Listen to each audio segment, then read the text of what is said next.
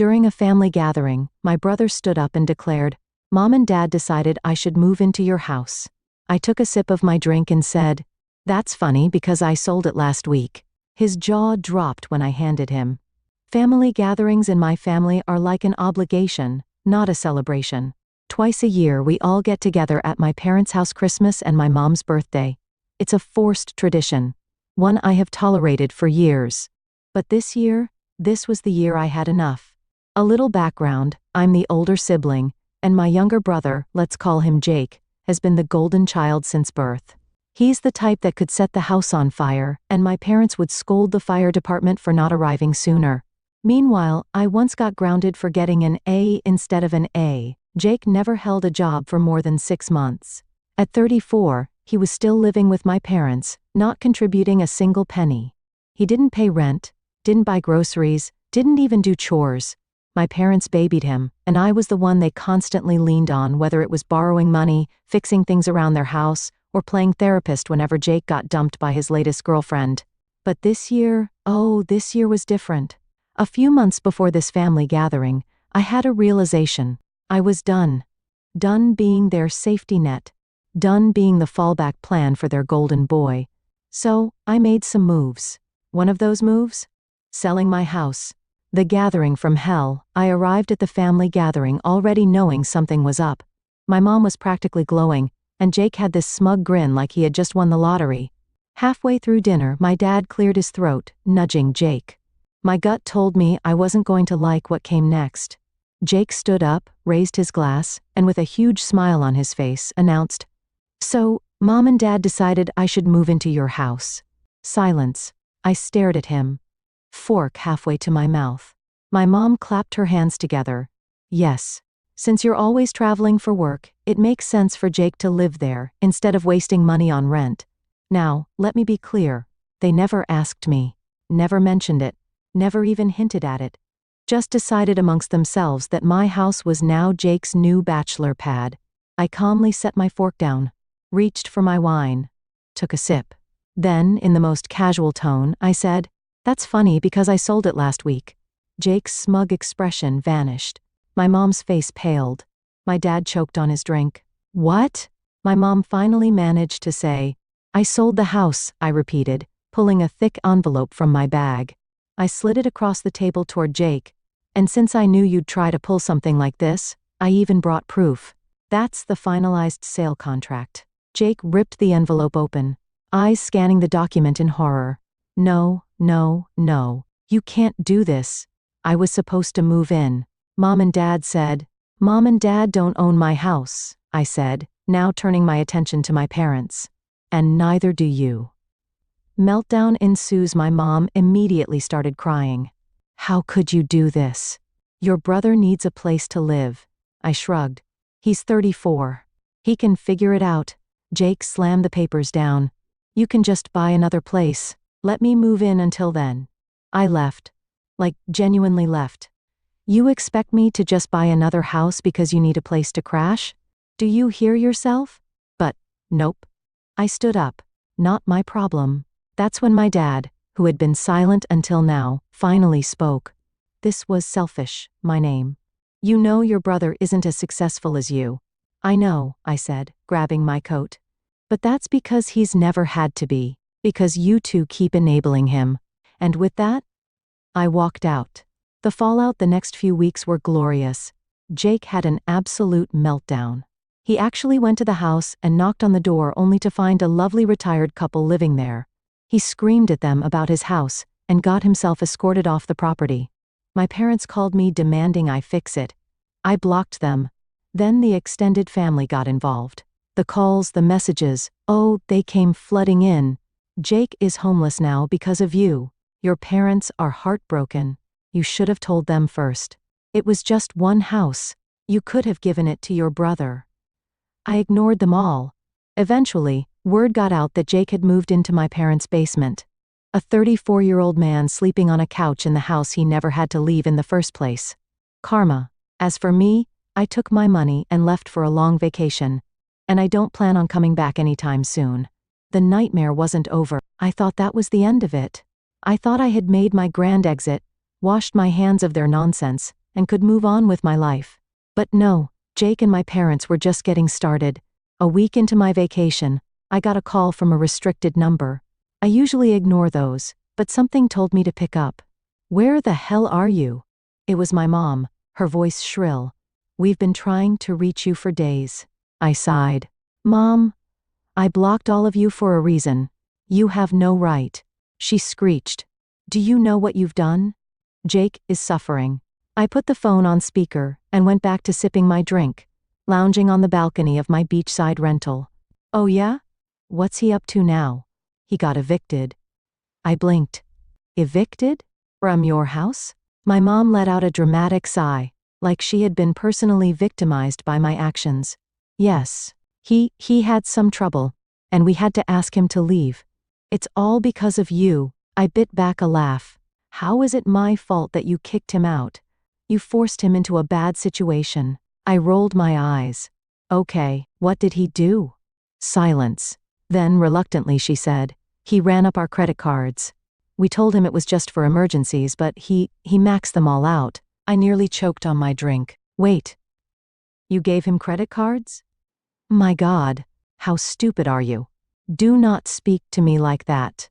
Then stop acting like I owe you something." She took a deep breath and I could practically hear her mentally composing herself before speaking again. "Look, we need your help. Your father and we're not doing well financially. Jake has nowhere to go. You need to fix this. No, you need to fix this. Just let him stay with you for a while. He won't be any trouble. Your family." I left. I mean, at this point, what else could I do? "Oh, you think I still live somewhere, you know?" I asked. "That's adorable." My mom gasped. "What do you mean?" "I moved." Another silence. "Where? Wouldn't you like to know?" I hung up. The stalker phase ignoring my family wasn't as easy as I thought it would be. They didn't just let things go. Jake, especially, had no intention of moving on. At first, it was just calls from unknown numbers, dozens a day. Then, emails from burner accounts. I ignored them all. Then, it escalated. One day, I got a notification from my bank. Someone had tried to access my account. I locked everything down immediately, changed passwords, enabled two-factor authentication. But something fell off. The next morning, my phone buzzed with an email from my realtor. "Hey, just confirming your change of address request?" "What the hell?" I called her immediately. "What request?" She explained that someone had called pretending to be me and asked for my new address. They even gave some of my personal details, my old home address, my birth date.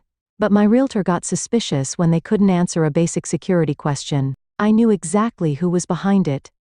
Jake. This was next-level insanity. He wasn't just mad. He was hunting for me. The confrontation, I decided I was done playing defense. Jake wanted a war? Fine. I unblocked my parents.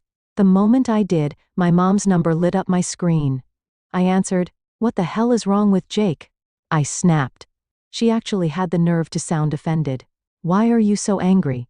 You haven't spoken to us in weeks." "You mean the weeks where Jake tried to commit identity theft?" My mom went quiet. "Yeah, that's right," I said. "Tell me why your golden boy is trying to get my private information." He wouldn't do that." "Oh, so it was a coincidence that someone tried to change my address? That someone tried to get into my bank? A coincidence that only started after I cut Jake off?" My mom sighed. He's desperate. You abandoned him. His life is ruined, and all you do is mock him." "No. He ruined his own life," I snapped. "And if he keeps this up, I'm going to the cops." That finally got a reaction. "The cops?" She shrieked. "Yes, the cops. I have evidence. So tell your little boy to back off, or I'll make sure he spends some quality time behind bars." She begged. "Please, just talk to him. Just help him one last time." I let out a slow, deep breath. "Put him on the phone." I heard rustling, then Jake's voice, smug as ever. "Oh, now you want to talk?" "I just want to know one thing, Jake." Silence. I leaned in. "What was your plan? If you got my address, were you going to show up? Demand I hand over my new place?" He didn't answer. "You seriously thought I wouldn't fight back?" I laughed coldly. You always thought I was your safety net. That no matter what, I'd catch you. But guess what? I cut the net. So if you fall now, you're hitting the ground. Hard. You think you're better than me, he hissed. No, I know I'm better than you. I hung up. Twist. The final act isn't over yet. After that, I thought things would cool down. But then, things got even worse. 3 days later, I got a text from a friend. Hey, saw a weird post about you on Facebook. Thought you should know. My stomach dropped. I opened the link. It was a public post from a random fake-looking account. But the post? It was all about me. Lies.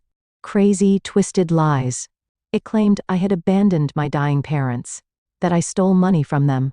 That I was a horrible, selfish person who left my family to suffer while I ran off to live some fancy new life. The comments? Full of people eating it up. Wow, disgusting. How could someone do this to their own family? I hope they lose everything. Then I saw who shared it. Jake and my mom. They weren't just mad. They were trying to ruin my name. And that was the last mistake they'd ever make. Betrayal runs deep. I wish I could say I was surprised. But honestly, I wasn't. My family had always been like this. Always playing the victim. Always twisting the truth to make themselves look like the poor, innocent martyrs. But what really pissed me off was the sheer effort they put into it. This wasn't just some vague Facebook rant. No, they went all in. They contacted my job. They called my friends. They even reached out to my ex. People were messaging me non-stop, some furious, some confused. Is it true? Why would you do that to your own family? Did you really steal from them? I was beyond furious. This wasn't just drama anymore. This was a smear campaign. And if they wanted a war, I was done playing defense. The setup. I spent the next few days gathering evidence. Screenshots of Jake's attempted identity theft. The messages he had sent harassing me for money. The proof that I had never stolen from my parents. In fact, it was the other way around. Then I hired a lawyer. Not just any lawyer, a pit bull. The kind of lawyer who lives for cases like this. I sent a cease and desist letter to my parents and Jake demanding they take down the posts and stop spreading false information about me. I expected them to back down. I figured they'd get scared, delete everything, and finally shut up. I was wrong. Instead, Jake doubled down. The family's last gamble. A week later, I got an actual legal notice in the mail. My parents and Jake were suing me. I stared at the papers, completely stunned. They were claiming emotional distress, that I had abandoned them, that I had financially abused them, that I had left them destitute while I lived a lavish lifestyle. I sat there holding the papers, trying not to laugh at the sheer insanity of it all. They had no case. No case. But they were banking on one thing, that I would be too scared to fight back. Big mistake. The courtroom disaster. The first hearing was a disaster for them. Jake showed up in a suit that didn't fit, looking like a kid playing dress-up. My parents sat beside him, fake tears ready. Their lawyer was some budget, bottom-of-the-barrel guy who clearly took their case just for the check. My lawyer tore them apart. We presented financial records proving I had never stolen a cent. Screenshots of Jake harassing me for money. Proof of the identity theft attempt. The judge took one look at the mess in front of them and basically said, "Are you kidding me?" The case was thrown out. Jake lost it. "This isn't fair." He screamed in the courtroom. He, she, whatever ruined my life. The judge glared. "Sir, if you don't calm down, you'll be held in contempt." And just like that, my family's big revenge plan blew up in their faces, but I wasn't done. The final blow. The next day, I sued them back. For defamation, for emotional distress, for harassment. Jake didn't take it seriously. He laughed at the lawsuit, convinced I was bluffing until the court ruled in my favor. I won a 5-figure settlement. And since my parents had co-signed Jake's debts, guess what? They had to pay up. My mom begged me not to enforce the judgment. "I'm your mother," she sobbed. "Please don't do this. You should have thought about that before you helped Jake try to destroy my life."